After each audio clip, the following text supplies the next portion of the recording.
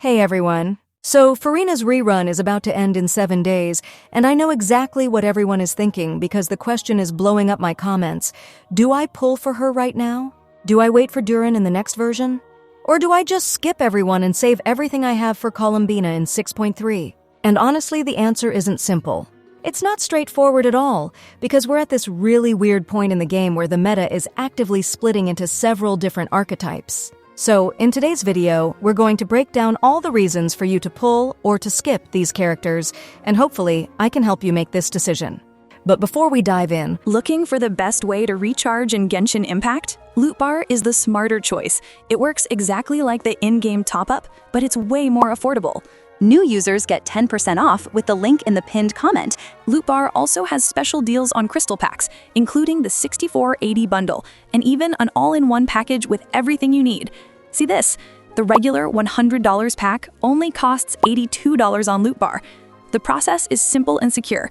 You don't need your password or login. Just enter your UID, pick your server, choose your pack, and your crystals are delivered in seconds.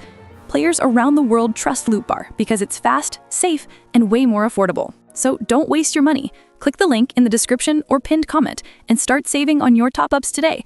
Loot Bar, safe, fast, and a much better value. now for a quick reminder about the giveaways. Both of the 6480 Genesis Crystals giveaways are still active and will stay open until November 31st. I'll be announcing the winners on December 1st. As always, these are part of the monthly giveaways we do here on the channel, so if you haven't joined yet, make sure you do. All you need to do is be subscribed, watch all the videos, and comment your UID and region. 2 winners will be picked soon, so don't miss your chance. Let's start with what's available right now. Furina's banner, which runs until November 11th. And let's be clear, she continues to be absolutely one of the best supports in the entire game. Furina gives up to a 75% damage bonus to the entire team at C0, and that is just insane. She works with basically everyone. We're talking Neuvillette, Arlequino, Navia, Skirk, all the meta carries, and she even enables different builds for these characters. But there is a problem. Her buffs don't do anything for lunar reactions.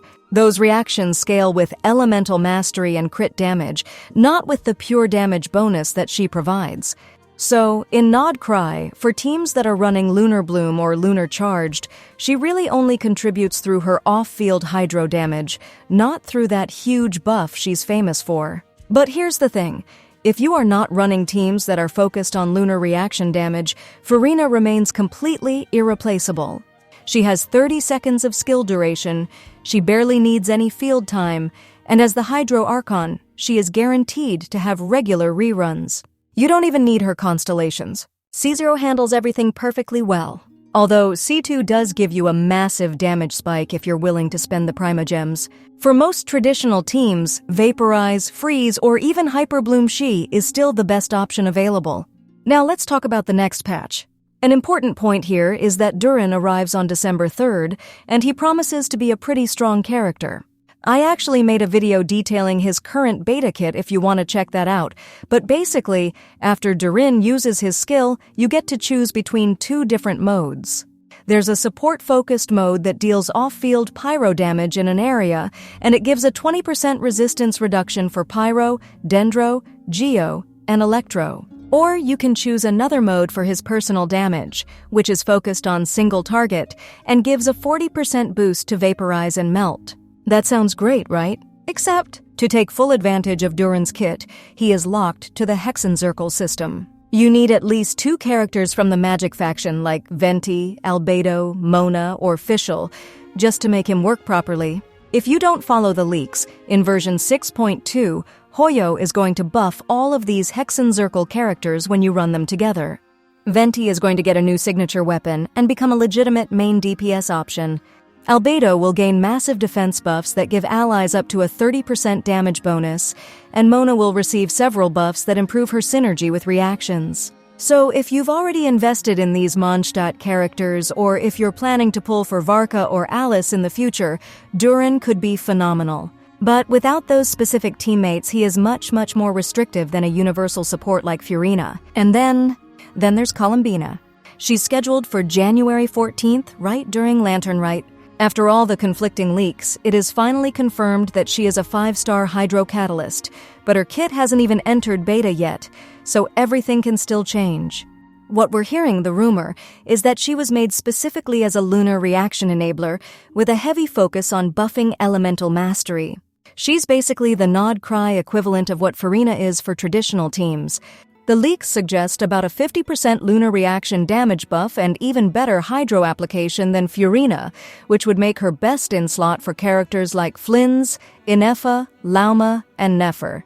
The only issue is her constellations. Apparently, C0 only works as pure support, while her C2 unlocks a real DPS mode.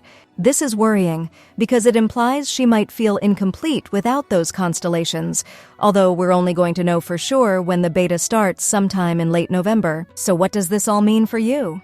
You should go for Durin if you are specifically building those Hexenzirkel teams with Venti, Albedo, or Mona. If you need flexible off-field pyro besides Xiangling, his mode-switching gameplay is unique and he fills a very specific niche. But remember, those faction requirements mean he might not be universally useful. You should skip him if you don't have those teammates built, or if Colombina is your absolute priority. You should wait for Colombina if you've invested heavily in Nod Krai characters and lunar reactions are your main source of damage. She is potentially the strongest lunar support we are going to get, filling that Archon role for the Nod Krai region, and we all know Archons are useful for a very long time. But you have to be comfortable with that uncertainty, because her kit is not finalized, and it could definitely change before release. For most accounts, the safest play is probably to pull Furina at C0 if you need that immediate universal support. Then, you skip Durin unless you specifically want that Hexenzirkel synergy, and then you decide on Colombina based on whether you're committed to lunar teams. You have 78 days until Colombina to build up your resources, all while securing Furina's proven value right now. And since Furina is an Archon, she will rerun consistently, so skipping her for Colombina is totally valid if you are certain about your account's direction. But remember, at the end of the day, you should always get the characters you like and the ones you enjoy playing. There is no single correct answer here. It depends completely on your roster and what kind of teams you are actually building.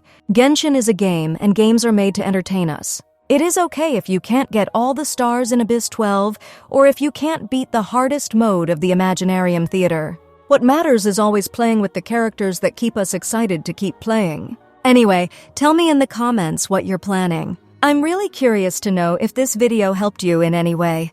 As always, don't forget to like and subscribe to the channel. I'll see you in the next video.